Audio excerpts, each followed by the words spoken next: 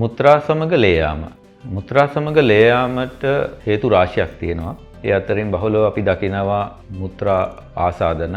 ඊට පස්සේ මුත්‍රාශයේ හෝ වකුගඩුවල මුත්‍රා පද්ධතිය ඕනම ස්ථානයක තිබෙන මුත්‍රා ගල්. මේ හේතු අතරින් අපේ වැඩිම අවධානය යොමු වෙන්න ඕන මුත්‍රා මාර්ගයේ මුත්‍රාශයේ මුත්‍රා වාහිනිවල නැත්නම් වකුගඩුවල හටගන්නා පිළිකා. සාමාන්‍ය මුත්‍රා සමග ලේ යන අවස්ථාවකදී රෝගියා අපිට මොකක්ද ඇවිල්ලා කියන්නේ?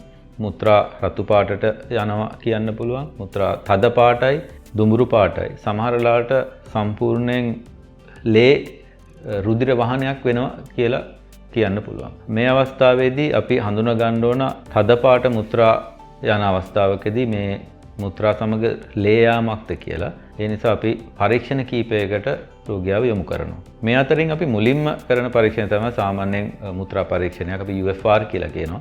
එතනදී අපි හඳුනා ගන්නවා මුත්‍රා සමග රුධිරය යනවද, ඊට අමතරව විස බීජ තියෙනවද සහ මුත්‍රා වල සීනි අඩංගු වෙනවද කියලා. ඊට පස්සේ අපි මේ මුත්‍රා සමග රුධිර යාමට හේතු වෙන දෙයක් තියෙනවද කියලා බලන්න පරීක්ෂණ කරන්න පටන් ගන්නවා. ඒ අතරින් ඊටාම වැදගත් පරීක්ෂණයක් තමයි අල්ට්‍රාසවුන්ඩ් ස්කෑන් එක. ස්කෑන් පරීක්ෂණයක් අපි උදරයේ ස්කෑන් පරීක්ෂණයක් කරනවා.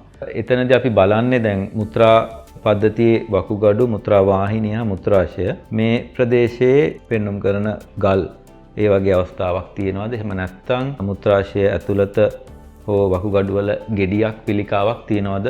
හඳුනා ගන්නයි අපි ස්කෑන් පරීක්ෂණයක් කරන්නේ. අපි ඊළඟට කරන පරීක්ෂණය තමයි සිස්ටස්කොපි. අපි හඳුනනවා ෆ්ලෙක්සිබල් සිස්ටස්කොපි කියලා. ඊටාම සියුම් කැමරාවක් මුත්‍රා මාර්ගයෙන් මුත්‍රාශයට ගිහිල්ලා මේ මුත්‍රාශය ඇතුළත බිත්ති පරීක්ෂා කරනවා. ඒකට සාමාන්‍යයෙන් සීනති කිරීමක් අවශ්‍ය වෙන්නේ නැහැ. ඒ පරීක්ෂණයට සම්පූර්ණයෙන් යන්නේ පැය භාගයක වගේ කාලයක්.